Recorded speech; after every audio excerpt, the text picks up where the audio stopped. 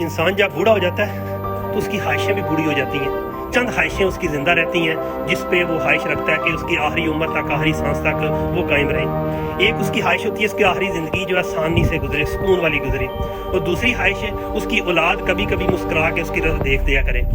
मैं कल देख रहा था, सीनियर एक्टर थे अरशद महमूद साहब, वो क्या मांग रहे हैं कि या अल्लाह मुझे उठा ले।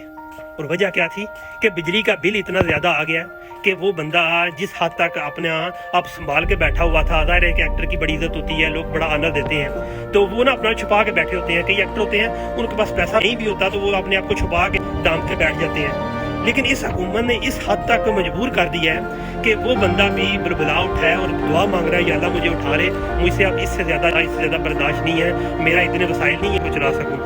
बैरून मुल्क में बूढ़ों को अलहदा घर दिए जाते हैं, उनका बिजली फ्री होती है, उनका खाना फ्री होता है, हर किस्म की सहूलियात दी जाती हैं। और हमारे मुल्क में जो इस वक्त लीडरान सियासतदान बैठे हुए हैं, इनकी औलादें बाहर बैठी हुई हैं, इनने बाहर की कनाडा की, अमेरिका की, यूके की, हर जगह की नेशनैलिटीज़ ली हुई हैं।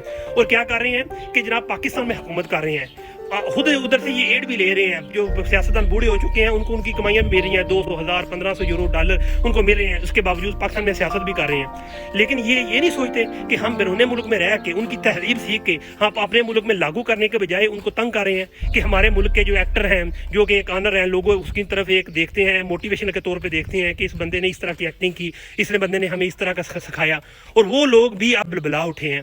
क्या हमारा ये निज़ाम चाह रहा है? हमें अवाम को सोचना होगा, हमें अवाम को एक्शन लेना होगा।